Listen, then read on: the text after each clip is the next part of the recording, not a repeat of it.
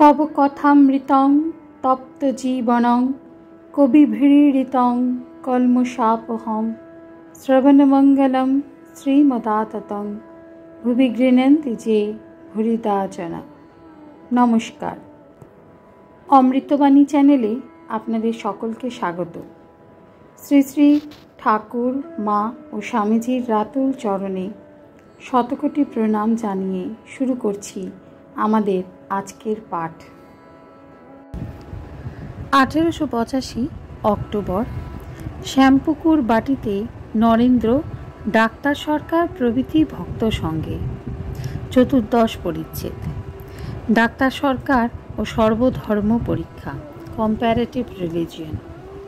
ঠাকুর Shri Ramakrishna, Narendra, Mahimacharan, master, doctor সরকার প্রভৃতি ভক্ত সঙ্গে শ্যামপুকুরের বাটিতে দ্বিতলার ঘরে বসিয়া আছেন।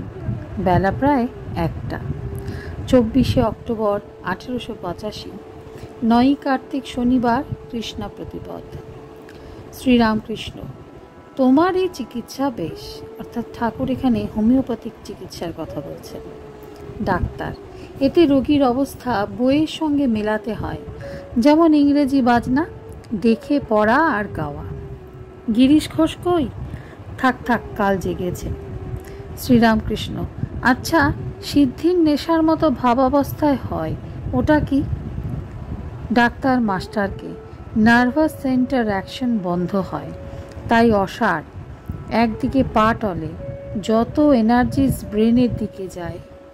এই নার্ভাস সিস্টেম নিয়ে লাইফ। ঘাড়ের কাছে আছে মেডালা অবলাঙ্গাটা, তার হানি হলে লাইফ এক্সটিংক্ট হতে পারে। শ্রীযুক্ত মহিমা চক্রবর্তী সুষুম্না নাড়ির ভিতরে কুলকুণ্ডলিনী শক্তির কথা বলিতেছেন। স্পাইনাল কর্ডের ভিতর সুষুম্না নাড়ি সূক্ষ্মভাবে আছে, কেউ দেখতে পায় না। মহাদেবের বাক্য। Doctor: Mahadev man in the ম্যাচুরিটিকে এক্সামাইন করেছে। ইউরোপিয়ানরা এমব্রায়ো থেকে ম্যাচুরিটি পর্যন্ত সমস্ত স্টেজ দেখেছে। কম্প্যারেটিভ হিস্ট্রি সব জানা ভালো। সাঁওতালদের হিস্ট্রি পড়ে জানা গেছে যে কালী একজন সাঁওতালি মাগি ছিল, খুব লড়াই করেছিল। সকলের হাস্য। তোমরা হেসো না। আবার কম্প্যারেটিভ অ্যানাটমিতে কত উপকার হয়েছে শোনো। প্রথমে প্যানক্রিয়াটিক জুস ও বাইলের অ্যাকশনের তফাৎ বোঝা যাচ্ছিল না। তারপর ক্লড বার্নার্ড খরগোশের স্টোম্যাক, লিভার প্রভৃতি এক্সামাইন করে দেখালে যে বাইলের অ্যাকশন আর ওই জুসের অ্যাকশন আলাদা। তাহলেই দাঁড়ালো যে লোয়ার অ্যানিমালদের আমাদের দেখা উচিত, শুধু মানুষকে দেখলে হবে না। সেই রূপ কম্প্যারেটিভ রিলিজিয়নেতে বিশেষ উপকার। এই যে ইনি পরমহংসদেব যা বলেন তা অত অন্তরে লাগে কেন?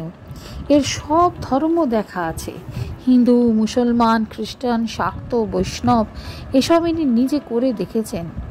মধুকর নানা ফুলে বসে মধু সঞ্চয় করলে তবেই চাকটি বেশ হয়। মাস্টার ডাক্তারকে: ইনি খুব সায়েন্স পড়েছেন। ডাক্তার সহাস্যে: কি ম্যাক্সমূলার সায়েন্স অফ রিলিজিয়ন? মহিমা শ্রীরামকৃষ্ণের প্রতি: আপনার অসুখ ডাক্তারেরা আর কি করবে? যখন শুনলাম যে আপনার অসুখ করেছে, তখন ভাবলাম যে ডাক্তারের অহংকার বাড়াচ্ছেন। শ্রীরামকৃষ্ণ: ইনি খুব ভালো ডাক্তার আর খুব বিদ্যা। মহিমাচরণ: আজ্ঞা হাঁ, উনি জাহাজ আর আমরা সব ডিঙি। ডাক্তার বিনীত হইয়া হাত জোড় করিতেছেন। মহিমা: তবে ওখানে ঠাকুর শ্রী রামকৃষ্ণের কাছে সবাই সমান। ঠাকুর নরেন্দ্রকে গান গাহিতে বলিতেছেন।